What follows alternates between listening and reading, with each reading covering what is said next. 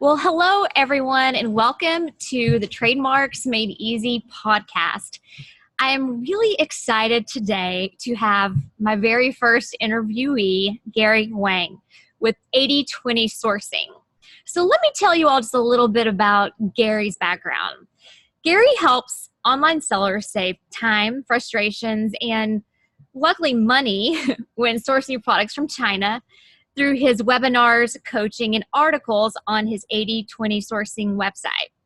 Previously, he managed multi-million-dollar sourcing campaigns for clients in the US and Latin America. Having worked with hundreds of Chinese suppliers, he's seen the good, the bad, and the ugly side of China sourcing. He's also an experienced online seller himself. Gary serves as the co-chair of the American Chamber of Commerce's Supply Chain Committee in Shanghai City. He's fluent in Mandarin Chinese, and in his spare time, he enjoys traveling and exploring the cultural and culinary sides of China while building towards a seven-figure business. And I'm sure he is also now spending a lot of his free time, quote-unquote free time, with his new little boy. Welcome, Gary. I'm so happy to have you here. Is there anything that you would like to tell us about yourself that I didn't touch on in that awesome bio? Thank you so much, Suzi. It's a great pleasure to be here today, and I'm very honored that you thought of me. No, I think you did an excellent job covering it. Awesome. Well, one of the first things I like to ask people when I'm getting to know them and their business is, how did they come up with their business name? And obviously, as a trademark lawyer and brand name selection strategist, how people come up with their trademarks or their brand names and kind of the stories behind that is really, really important to me. I love knowing that. So could you tell me a little bit about how you came up with the name 80/20 Sourcing? Definitely. That's a great question to start off with, Suzi. So working in China, working with all of these suppliers that I've dealt with over the years, literally, there's probably hundreds of thousands, if not more, factories out there. I found that through my, workings with them, helping clients, visiting them, a lot of them are not the right fit. I mean, the supplier may be like the quality may be too low, or the pricing could be too high, or maybe they're not interested in doing a small business, doing business with small businesses. So you really have to do like an 80/20 analysis to find that key 20% of these suppliers that are the right fit for these types of small business owners. So that's kind of like the guiding philosophy behind the whole thing. I help people find the right suppliers with the right products at the right prices for their businesses, and then I help them scale their businesses from there. So basically, you're taking this information and helping people be more efficient when they're doing their research. So they're basically not putting their energy and time and resources towards a lot of things that might not pan out. Because as we know, time kind of is money. Some people say time is money. Depends. Yeah, I agree. I mean, I feel like I try to help people avoid the missteps as well. I mean, there's a lot of rookie mistakes that people make. There's a lot of, like scam artists out there as well. Mm-hmm. So I think just avoiding those would save people a lot of time and money, which is super important.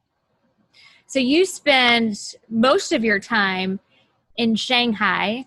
You speak fluent Mandarin. You have had ample experience as an e-commerce seller. Obviously, right now, at the time of this recording, we are in a trade war with China. And obviously, this is a little bit different than a typical war, but doesn't mean that it can't have incredible impacts on people's bottom lines.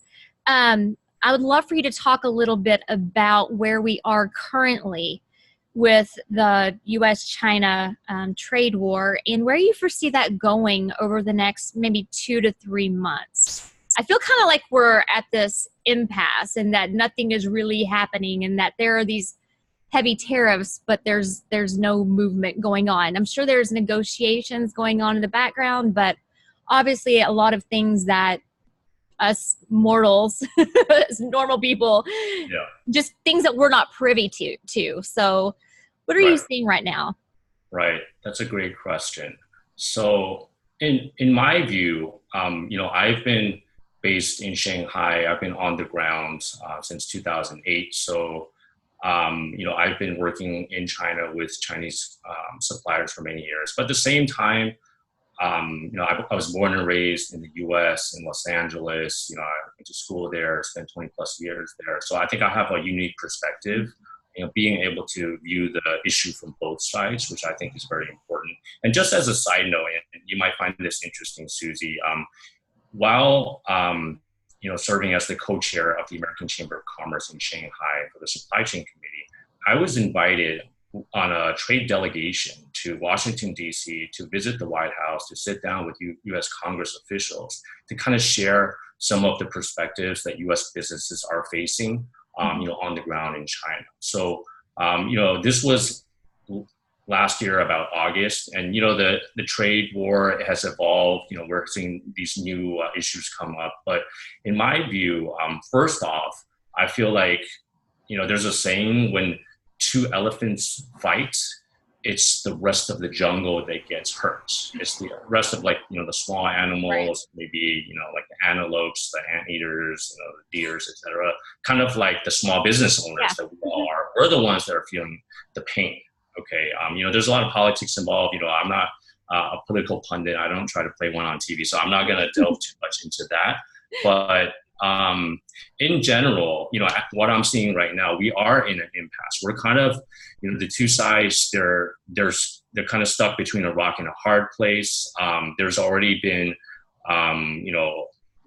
hundreds of millions of dollars of tariffs that have been passed with the 25%.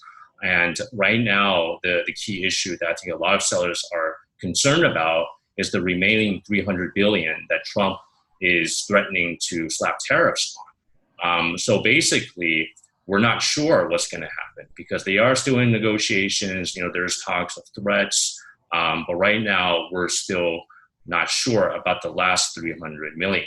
If the 300 million is included in the final round of tariffs, basically that means all of the products made in China imported to the U.S. will be affected by the additional 25%. So that's kind of where we are right now. And if some of the listeners are asking, how do I know if my products are affected? You can check the U.S. Government trade website, and then we can also link this up in the show notes where you can actually enter in your product HS code, like harmonized classification code, and then they can find out immediately whether or not they're affected, or they can talk to their freight forwarder or customs broker. That's how they will be able to find out as of now. Yeah, that would be really helpful, Gary, and we'll definitely put that in the show notes.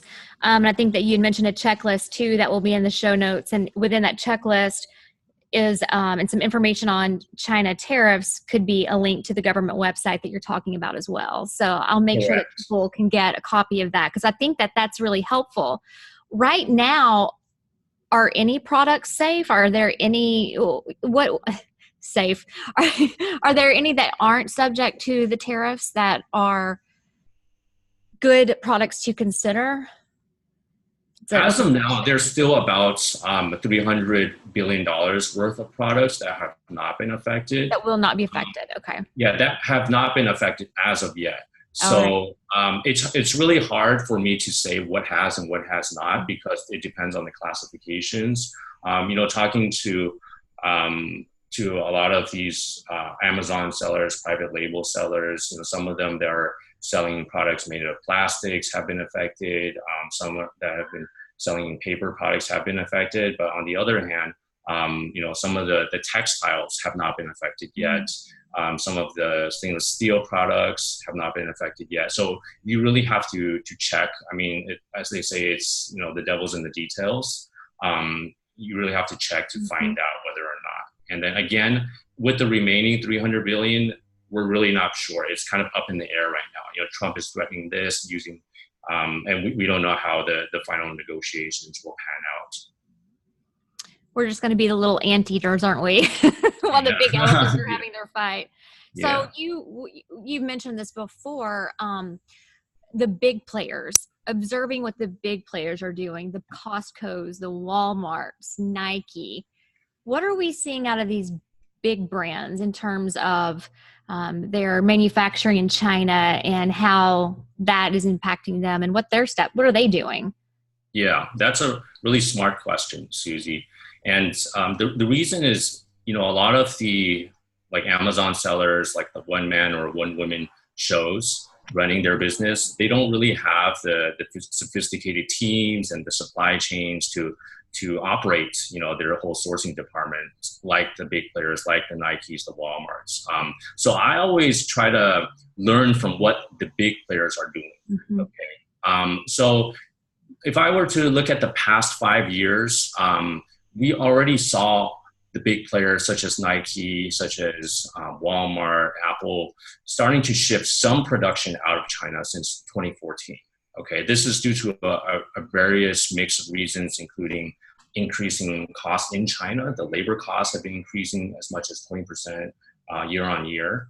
Also increased environmental scrutiny by the Chinese government. I mean, in my perspective, this is a positive thing because, China is trying to reduce the air quality pollutions, the water pollutions, which is trying to, help the people improve their quality of life. But at the same time, a lot of the heavily polluting factories were shut down in the past couple of years. So some of these these factories, they had no choice but to shut down. So if you're sourcing these type of fabrics or these types of textiles with the dyes, you would have to consider shifting out of China. So in essence, they've kind of adopted a China plus one strategy. China plus one, meaning they're still keeping some or most of their production in China, but they would add an additional country to source some of the remaining products. It could be India, it could be Bangladesh, Southeast Asia. So this is what the big players have been doing in the last 5 years. If you look at today, the trend is accelerating. Companies like Walmart, they have internal codes of conduct requiring that X percentage of products are sourced out of China. And I don't know if you've heard the recent developments last month on the news. Both Walmart and Costco, they've publicly announced that they are raising their prices due to the China tariffs specifically. I believe it was their CFOs made public statements saying this. So, I hate to say it, but I feel like, there's talks about the US being the world's piggy bank, but I think ultimately it's like the people like you and me, Susie, it's our piggy banks that are being affected with the higher prices that we're forced to pay on these products when we do our shopping, for our families. But in essence, this is what the big players are doing. So you'd mentioned India, Bangladesh as some alternatives for sourcing. Are there any particular countries that are ideal? And this is getting away from China a little bit, but I'm kind of curious about the sourcing aspect of this. Are there any countries that are ideal for specific categories of goods? Like, for example, I've heard Vietnam is really good for textiles, and I'm sure there's pros and cons for every jurisdiction. But in general, do you have any suggestions, just kind of big picture suggestions for particular categories of goods that are great to source from particular countries? Absolutely. Before we address specific countries, I think it's also very important that we consider whether or not and which products they would want to shift out of China. Talking to a lot of supply chain experts that are running their sourcing, like their Asia or their global sourcing campaigns, one of the common themes that I'm hearing is that they consider shifting their most price sensitive and less time sensitive products out of China first. So the most price sensitive and the less time sensitive. The reason behind this is that China is still the dominant manufacturer of the world. I mean, the bulk majority of the products are made in China. And if you look at the past history, China has, decades of experience manufacturing these types of products. The skill set, the expertise isn't necessarily homegrown. If you look at Apple, they've spent probably millions of dollars, training these workers, working with the right partners. So China's manufacturing efficiency and quality is at there's a range, but on average, it would be higher than a lot of the other alternative countries, such as India, such as Vietnam, just because China has already had the head start and the wherewithal, the experience. So the takeaway is that not all products can be made out of China. You can't simply say, oh, I'm going to stop, sourcing my widgets from China. I'm going to go direct to India, problem solve, because many, it might not be available in those countries. So again, I would say first, consider shifting the price sensitive and less time sensitive products out of China first. And then secondly, realize that the cost savings going out of China may not be that big because there are some hidden costs sourcing from these other countries as well. We can get into that if you like as well. But in essence, these other countries, the workers may not be as skilled as in China, so the productivity could be lower. There could be more errors. The delivery dates could be longer, so there could be a longer lead time. And as you said, time is money, right? So one of the key takeaways is that it will be more work to manage sourcing from a new region, based on the insights from a lot of the supply chain professionals that I've talked with. Are you getting a lot of inquiries with your firm about sourcing outside of China right now? Have you seen a big uptick in that? Oh yeah, absolutely. I mean, there's, due to the trade war, there's, tremendous interest in sourcing away from China. And, I've been talking to my Chinese manufacturer contacts as well. And then they've received a lot fewer inquiries from the US, especially in the past couple of months, as this whole issue is just reaching a boiling point right now. So there's tremendous interest going away from China. Yeah, and this is going to be really interesting because it's definitely going to impact not just the bottom line of sellers, e-commerce sellers, but obviously, like you said a minute ago, it's going to impact people's pocketbooks here in the US. So it's going to be interesting to see how people maybe vote with their pocketbook. That's what they always say. So, I don't know if a resolution is in sight for that, with the trade war. And I don't think any of us ever know. I think that one day we're just going to, wake up and check Twitter and President Trump will just have some announcement and we're like, oh, okay, well, I guess that just happened. I don't know. But, if people are interested in taking those steps and they've done, I understand that there's a lot of balancing that goes on here. There's a lot of cost to consider. Obviously, there's time to consider. Like you said, it's going to take longer to have the infrastructure up and running in a place like India if you want to make a particular widget, and then you're going to have to factor in transfer time or transport time. So that's kind of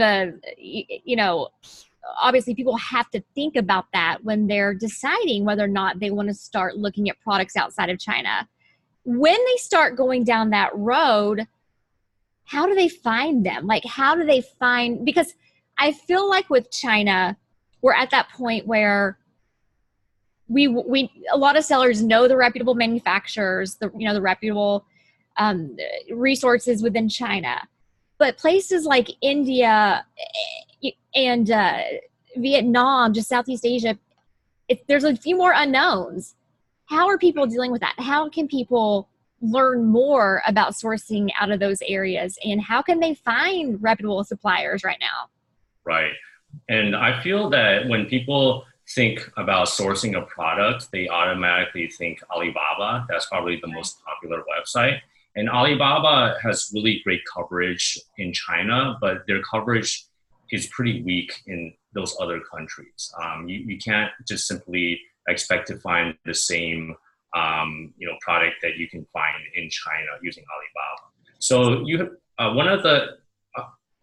I'll give 3 quick tips for you guys. Okay. Number one is there's a way that you can search the U.S. Customs and Border Patrol import records of other companies that are importing this product. So let's say if you wanted to, source this coffee tumbler, this stainless steel coffee tumbler, and you wanted to see if this can be manufactured in Vietnam, for example. So if I were to do the Customs Border Patrol search, I'm just looking at the bottom of this to see where it was made in. It is made in China. Okay. So I would search through the Customs Border Patrol records for other for this product and see where other importers are importing from, and then if any of those importers are importing from, like in India or Vietnam or Thailand, and then through these records you can actually find the exporters information. So it could be XYZ factory in India, in Thailand. So that is one way. That's a great tip. Like, that is such a great hands-on tip. And is that cbp.gov correct? I've used Customs for some trademark work, because sometimes I will have Customs. We'll record trademarks with Customs and Border Patrol. So I'm wondering, is all that searchable on the CBP website? The issue with the CBP website is, I mean, not to disrespect, but a lot of the government websites, it's very bureaucratic. I'll just put it that way. It's not very easy to search through, as you may have found out yourself. I do know this. So there are third-party tools out there. Third-party tools. Yeah, third-party websites that can more quickly search these websites. Actually, Jungle Scouts, it's a very popular Amazon product research tool. They do have a supplier database feature they added recently, where you can search through the custom CBP import records. And then there's other websites such as Panjiva, such as Import Genius. These two websites also allow these searches for a fee. Or you can try to do a Google search as well. It's not 100%, but I would start with that. Okay, that's actually really good information. And what I can maybe do is put links to those Jungle Scout and the other two that you had mentioned in the show notes. I think that would be really helpful for people. So, and then what I need to do is I need to get Greg on here to talk about that specifically. I think that's such a good tip, and I really thank you for providing it. You mentioned two more takeaways. Definitely. So that's number one. That would be the quickest one, because you really don't have to leave the comfort of your home or your office to do that. Secondly is to attend trade shows. So you really have to, boots on the ground, whether visit trade shows. If you're sourcing a kitchen product, try to visit those kitchen trade shows. I think if most of your listeners are in the States, there's a lot of trade shows going on in Vegas and New York, in Florida, depending on which niche you're in. And then a lot of these foreign suppliers, they would travel internationally to the US if they're serious. So I think trade shows are an excellent way to find suppliers. I always think of it this way, any supplier that's willing to fly thousands of miles, spend a good chunk of money on airfare, hotels, and the registration fee for the booth at the trade show, because it's not cheap, that shows me that they've got some skin in the game. So I think they're more inclined to be more trustworthy than someone that you just find online random. I think that makes a lot of sense. Do you have maybe 2 or 3 favorite trade shows you can mention? Favorite trade shows? That's a really good question. Previously, I was, when I first got started in private label, this is kind of interesting. I haven't shared this much, but my first product was actually women's shoes, women's footwear. And then I was selling these very niche, like Mary Jane shoes. Mm-hmm. And then for fashion, the Magic Show in Vegas, that's probably the top one. If you're in fashion, apparel, accessories, that one is huge. And then I like to go to the trade show, not just to source products, but to learn about, trends, what's new, because oftentimes you can spot new products there before they're on Alibaba or online. Right. So Magic Show is really good. For China, the no-brainer is the Canton Fair. That happens twice a year in South China. And that basically, it's the biggest one in the world. There's probably tens of thousands of suppliers. You can walk the floor, spend days there. Yeah. There's 3 phases, depending, again, on the specific niche that your listeners are in. So I would do an online search to find out which phase they're in. So, I mean, you don't have to fly to China. There's a lot of trade shows in the US as well, if you can't afford that. But definitely, I would recommend it. I'm sure that you can do a little research. There are probably trade shows constantly going on for almost every niche, and especially in Vegas. Vegas seems to be like the place for conventions and trade shows. So I'm sure people can find something. And it sounds like going to these trade shows is something that people underestimate the importance of. Could you talk a minute about the importance of trade shows and what your experience is with that, and why people might want to get away from sitting at their computer? Because I know it seems so easy, not easy, but it seems easier. There's a little less resistance there when you're at your computer and you can jump on Alibaba or whatever. But I feel like if you invest into going to a trade show, whether it's Canton Fair, Magic Show, whatever, people are going to see some real tangible benefits. Can you talk about some of the pros of that? Definitely. I think one of the top benefits is just the fact that you can, feel the product in your hands at the trade show, whereas online, on the other hand, you have to go back and forth, play email hockey. And then if you want a sample ship, it's going to take weeks and probably like $100, right? So it really fast tracks the whole thing, because once you get the sample in your hand, you know exactly, is the quality good enough? Or maybe, this is like a 99-cent store only product. It's not good enough. So I just move on.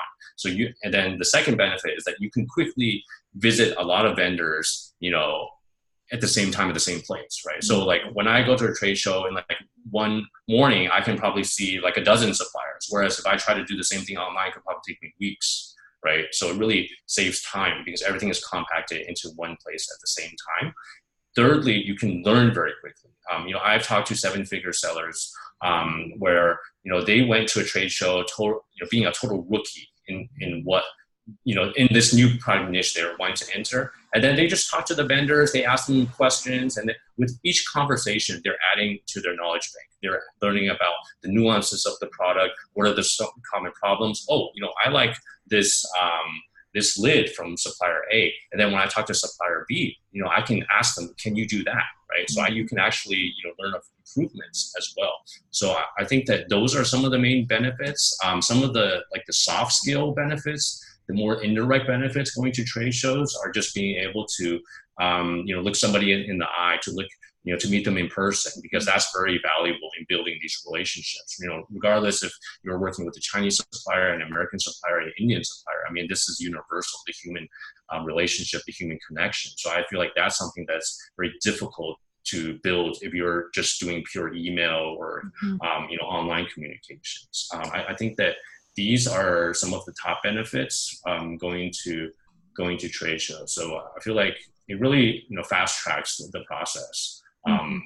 Versus just purely going online. Yeah, it makes sense. Now, you had mentioned the 3 takeaways, and I think I let you get away with 2. Do you have one more for me? Yes.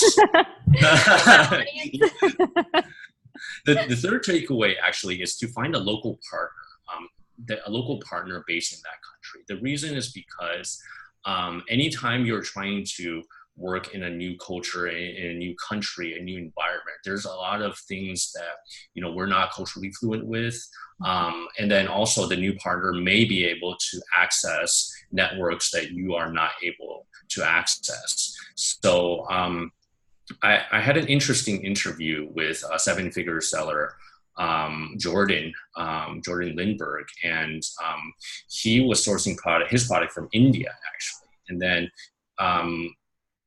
he went to a trade show in Vegas to learn more about his product niche. And then just talking to these people, and he identified that India was a key player in manufacturing of this product. And then at the trade show, he was able to build relationships, and then one of which was ultimately became a local partner for him to help source from India. So he said that this really helped him a lot versus trying to, do all the communications online, even though, in India, English is one of the main languages. There really isn't the same language barrier that you have with a China, with a Vietnam, etc. It was still very difficult to communicate because, they lacked some of that, that the more ambiguous, cultural sensitivities and the network that's very difficult to attain. So I really recommend finding a local partner if possible. I think that's so brilliant because it goes back to what you were talking about a minute ago, Gary, about really building those relationships, and that sometimes it really is, it's great to have that face-to-face contact with someone. And going to trade shows and this kind of goes hand in hand. Going to trade shows helps you build those relationships with people and can obviously help you ultimately have a contact or a partner on the ground in that country, like India or Vietnam or China. And that seems really key because that person kind of goes to bat for you. They can help you with negotiating.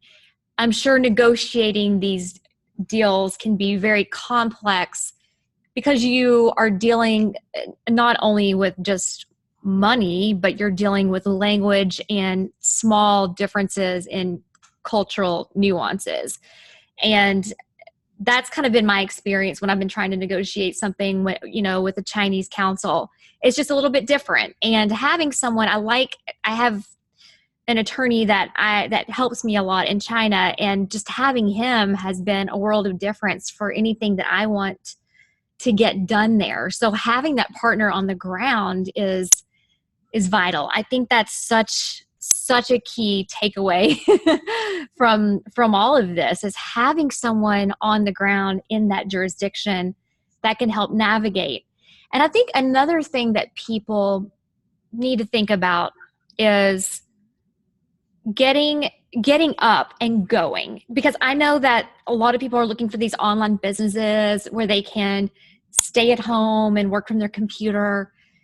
But if you are wanting to really build a business, a brand, and source products that aren't just Amazon specific, because this is something I really harp on, Gary, with people, is be very careful about building that Amazon centric business, right? Like, don't just get products that are good for Amazon, and don't just pick a trademark that will work because it can get enrolled in brand registry. Like, look at the big picture, like really take a holistic approach to all this and build a business, not an Amazon centric business. I think that's really important. And sometimes that takes people getting up, maybe out of their comfort zone a little bit, and getting out of their neighborhood and going to China, or going to Vietnam or India and exploring these different places and really getting their boots on the ground, so to speak, to find partners and to source. Let me ask you, what percentage of people that you work with do you see proactively want to go to foreign countries to do sourcing? Do they want you to do this? I mean, are they outsourcing the sourcing, or are they, do you have a certain percentage, or like, maybe 25% that are like, I can't wait to get to Shenzhen to do my sourcing, or, the Canton Fair? I'm just curious. Yeah, that's a great question. And I'd like to share this statistic. There was a study done by webretailer.com where they surveyed many e-commerce sellers. And then one of the key takeaways is that multi-million-dollar sellers are twice as likely to attend trade shows than non-multi-million-dollar sellers, right? So it seems that the more successful sellers are, getting their skin in the game. They're, taking that flight to Canton Fair to visit their factories, or to at least to visit trade shows, even, in Vegas, for example, to get that edge. Because another benefit to showing up in person is that you separate yourself from, all of the looky-loos on Alibaba, asking for the lowest price, I mean, like, yeah, because if you put yourself in the supplier's shoes, I mean, they have to filter out, the quality, the buyers as well. So they're doing vetting on their side as well. So just by showing up, that puts you in front of the line, And it shows you're a serious buyer. And exactly. that you have, you have the resources. Exactly. You're serious, right? So, working with some of my previous clients, we really advise that, they visit the factory if they get a chance. And, I've accompanied them basically on a whole road show. We went from northern China, we visited factories down to South China. They really, got, a lay of the land to find out how these things work. And then oftentimes, if they're not sure about the supplier, but they're very close to pulling the trigger, I would highly recommend it, to visit the factory. But sorry, going back to your question, is there a statistic or a percentage that I can put on that? I think that, with the internet, with globalization, it's a lot higher now than before, and it's a lot. But I would still say it's the minority, because I think most people, they have commitments, whether if they have a full-time job or, they have their family, they have, it's not that easy to take off like that. Because if you do fly to Asia, I would say that it's probably like a week-long commitment at least, because you have the jet lag, you have, the 12-hour, 14-hour flight, and, ground transportation, etc. And so it's not that easy, but I think it is one of the stepping stones if you really want to build that 7-figure business. Yeah, I kind of wonder, I'm seeing this correlation, right, of the success and the going out of your comfort zone and going to these trade shows. Is this what's causing what, if at all? I mean, obviously, I look at this and I say, okay, if you want to be a 7-figure seller, these are the steps you're going to have to take. Like, you're not going to be able to necessarily, you might be able to, but it seems like you really need to go to these trade shows. You need to go look at go meet with your manufacturer. They take you more seriously. And yeah, it costs a lot of money and obviously time. Like you said, you're looking at probably 10 days. By the time you travel and you kind of recover a day or two and all of that, you're looking at a chunk of time and a chunk of money. But are you seeing sellers save, kind of recoup that cost or have some ROI there by being able to negotiate better deals for their products? Do you see anything like that? Absolutely. By visiting the factory, by sitting down with the owner, because most of the time the owner is not fluent in English. So most of the communication, if let's say, Suzi is, sourcing her private label product, most of the communication done on the China side is through a salesperson. And then China's, business hierarchy is very hierarchical. So it's really, rigid. It's very rigid. So basically the boss is like the emperor, he calls all the shots. Yeah. So if you're able to get some FaceTime with him, you can sit down, break bread, you can have a meal with him, you learn a little bit about his family, you share about your family, where you're coming from, maybe his kids, want to go to school in the States, maybe you can, help them out, make some introductions. I think that would add tremendous, capital in the relationship piggy bank. In China, we call this guanxi. This is a concept of relationships, trust, time mixed together. And then this is actually a stronger bond than the business side. So by going to China, by visiting the factory, sitting down, having that meal, because in China, actually, more business is done socially, out of the boardroom, out of the meeting room. Like maybe it could be in the restaurant, maybe it could be, in the coffee shop or in the karaoke, whatever. Actually, more business is done there than, in the traditional, more rigid business structure. So that's, so you can negotiate better deals by visiting in person. I've done this myself. We've found out ways to solve problems that we were stuck on for months. by sitting down with the factory. And an additional benefit is you can see the whole production line. You can see the whole, the factory, the facilities. You can notice like, hey, they shouldn't be doing that. Or you can even try to, you can communicate with the engineers. I mean, I'm fluent in Mandarin, so I have I'm blessed that the fact I can actually communicate with the engineer. I can explain to him, with no filter, what's going on. But just the simple fact that you can go there, you can observe, my foreign clients, they're able to see, this is exactly the problem, right? Like maybe the rubber, the tool is, it's not fitting correctly. So you can problem solve a lot. So negotiations, problem solving, relationship building, getting a better price. All of these are additional benefits to showing up in person. So I do highly recommend it if your listeners get the chance to visit. So guys, go book your flights right now. Go do some research. Find a trade show. Find out where you can meet with your manufacturer, whether or not they're going to be attending a trade show, or if you need to go to the country of manufacture. I think this is important. I think that people underestimate the importance of human contact.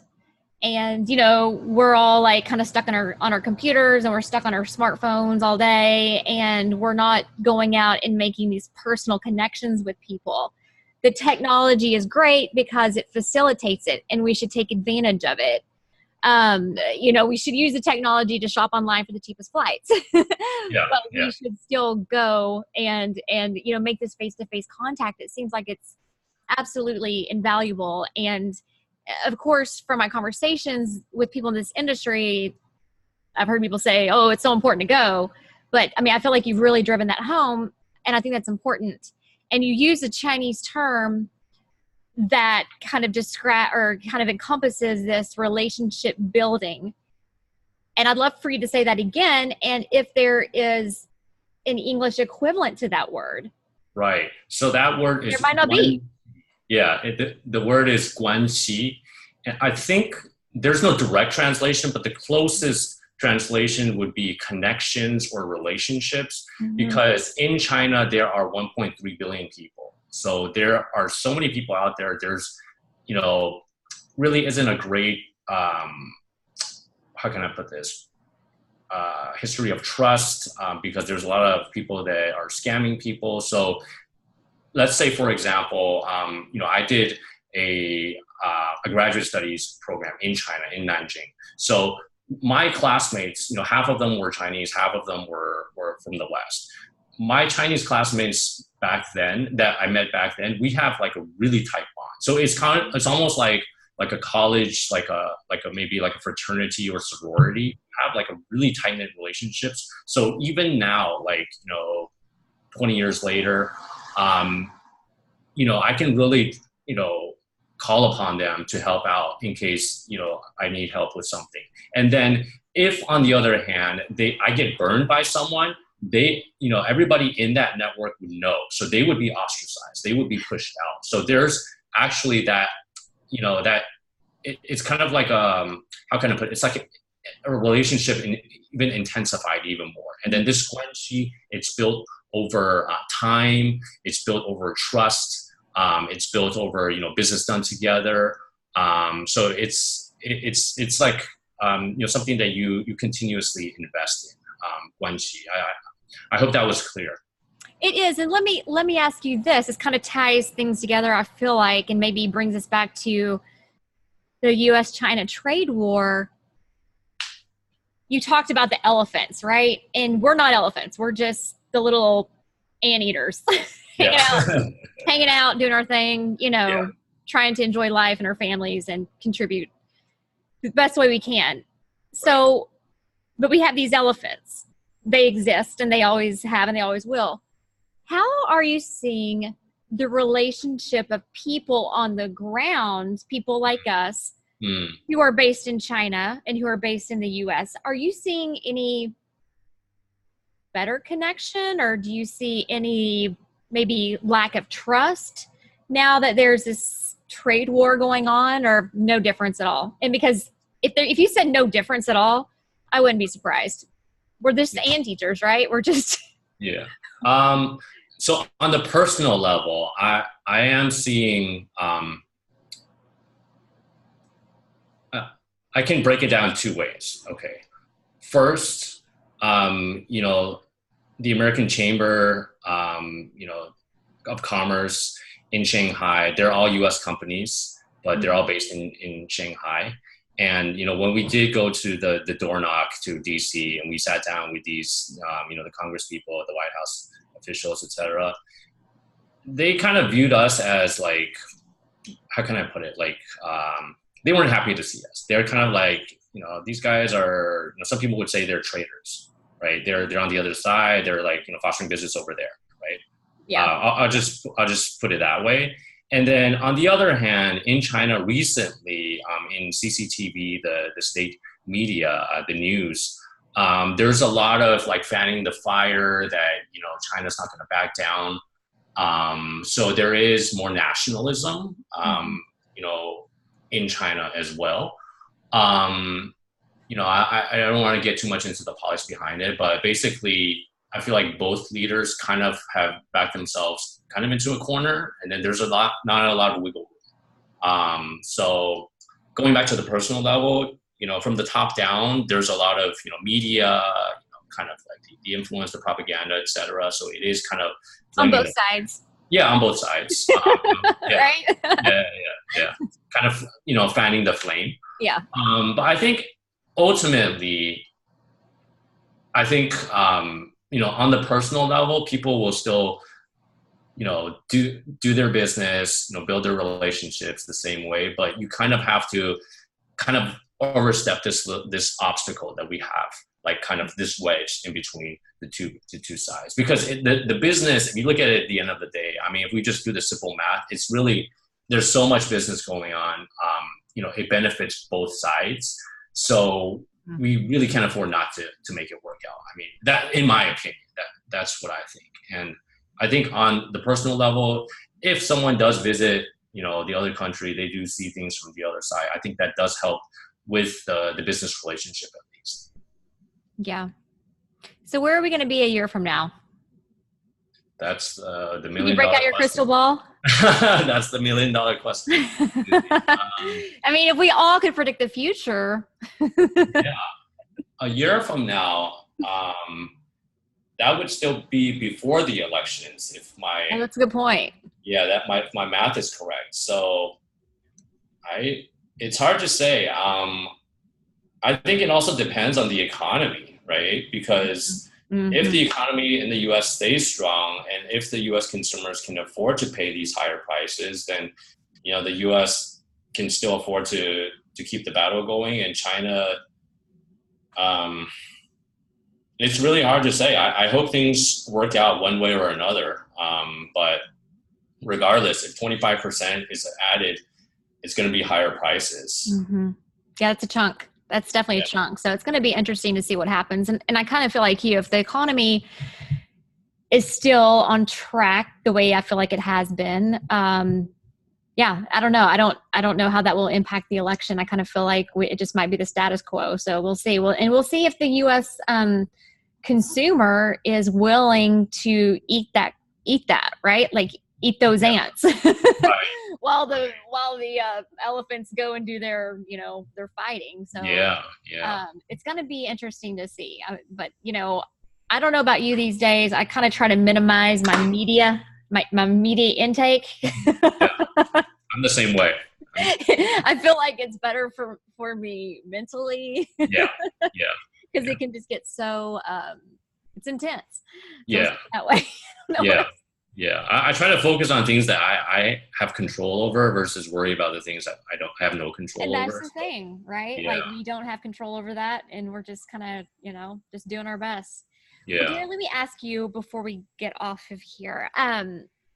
Do you have any other best practices that you want to share, like maybe a single tip or like one takeaway? I will tell you that I love the 3 tips that you gave. So if you're like, just go out and have fun and enjoy life and source away, then that's great. But if you have that one little thing that would I do think, besides the best practices we mentioned earlier, and I would say that when sourcing from new suppliers, especially, and especially in new countries, never forget to sample and inspect.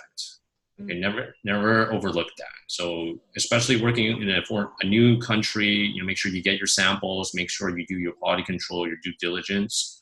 That will really help you avoid more further headaches down the line. And then another best practice would be to add an extra buffer in your planning to compensate for more efficiencies, lower productivity, and other types of these variables when sourcing from these different countries, these new countries. Just adding that extra buffer, I think that will help reduce headaches later down the line. I feel like there are a lot of variables. Absolutely. And people who are getting into this space, like China is overwhelming. And now they're thinking, oh my gosh, like maybe I should be looking at Vietnam. Maybe I should be looking at India.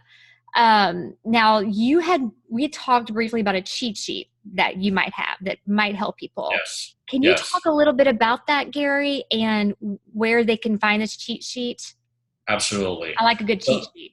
Yeah. I mean, I'm all about, 80-20 rule, right? So if your listeners found this helpful today, I basically, put down the key points, the best practices of the links where you can check if your products have been affected by the tariffs. Also, best practices of sourcing from Vietnam, India, and Mexico. I know we didn't go too deep in that, but I did outline some of the top products that you can source from each country. Another thing that would be very helpful is how much cost savings can you expect to save versus sourcing from China? I put down a table based on some research I've done. And then your viewers can download this at www.8020sourcing.com/Suzi. That's www.8020sourcing.com/Suzi. That's SUZI. You got it. Yeah. You got it. And I'll put a link to it directly in the show notes as well, so people can access it straight from wherever they're listening to this this recording. So of course, obviously it'll be a podcast, and we might push this to YouTube too. This depends on what you want to do, Gary.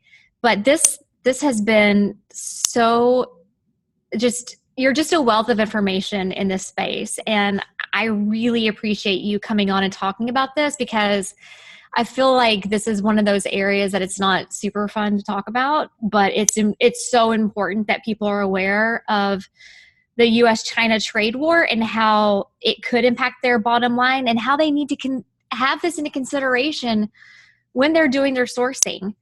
It's just invaluable information, and I would love to have you on again in the future, hopefully not a year from now, but it would be really interesting for us to revisit this conversation, because even though I feel like things are moving kind of slow, when things happen to the elephants, like things happen fast. So I kind of feel like if, we'll know more in 6 months where this is going, and we're certainly going to know the direction of things in a year from now, obviously. We're going to know, the U.S. economy hopefully is still doing well, and hopefully people, if they choose to purchase products from Walmart or wherever, hopefully they're okay with incurring some additional costs, because obviously it is going to trickle down. I almost said twinkle down. That didn't make sense. It's going to trickle down to the anteaters, right? And so we're going to be the ones that are going to probably be eating some of this cost. So, and I'm sure sellers will, obviously they don't want their bottom line impacted that as much as well. So they're going to be increasing their prices, and we'll likely see increased prices on Amazon and just e-commerce stores in general. Yeah. I mean, that's what we're seeing. All signs are pointing to that, based on what Walmart's CFO said and Costco's CFO said. So I think that, 25%, that's a tough pill to swallow. I mean, if we looked at the last round when it was only 10%, I mean, 10%, they may be able to, mitigate that, in several ways, but 25%, I mean, that's a tough pill to swallow. And unfortunately, we're seeing prices going up, but hopefully, both elephants can come to, cooler heads and see if a resolution is resolved. And yeah, I would love to be back. I hope this was helpful. One of the talking to a lot of seven-figure sellers, one of the keys to success is that they pivot very quickly. So when things change, that's like the prime opportunity to pass other people. It's almost like like a racetrack, right? Yeah. Like you pass people on the curve. So when things are volatile, that's the prime opportunity for people to find that success. Yeah, and they have to be nimble, and they have to be constantly open to learning. Yes. Because it's a dynamic space. Things are constantly changing. Yes. Aren't we glad though? I mean, that kind of makes things more fun. I like change. I think it's cool. But it keeps us on our toes. So people have to constantly be learning. And my understanding is that you probably have a mailing list or a newsletter that you provide to people to help them stay on top of all of this information. In fact, I know you do. Yes. Because I get your newsletter and it's probably one of the few that I'm like, oh, this looks kind of interesting. And I know that I said that this is kind of hard stuff and it's not that interesting, but I think it kind of is. But I'm a little bit of a nerd, so I don't mind to admit that. But yeah, so I open your newsletters. There's good stuff, and they can have the option to subscribe to that information when they go download that checklist. It sounds like, and you can help them stay on top of a lot of this that's going on, because it sounds like you are perfectly placed to really have your finger kind of on the button, like what's going on. You're really aware. And there's so much education out there for people that sometimes they can get overwhelmed, but this is important information that's going to impact people's bottom line. They need to be ready to pivot at a moment's notice. And it sounds like the information that you provide could definitely help them in that respect. Yeah, absolutely. I do have a free email newsletter as well. And then with that same URL, they can sign up for the free email newsletter. If they found today's podcast helpful, I think they would get even more value from that. I think so. Gary, thank you so much for coming on this podcast. Thank you so much, Suzi. It's been a pleasure. I hope it was helpful. So helpful. And we will definitely revisit this issue, I'm sure, in a few months. Perfect. Thanks so much. Thank you so much, Gary. I appreciate it. All right. My pleasure. Take care, Suzi. Thank you. Bye-bye. Bye.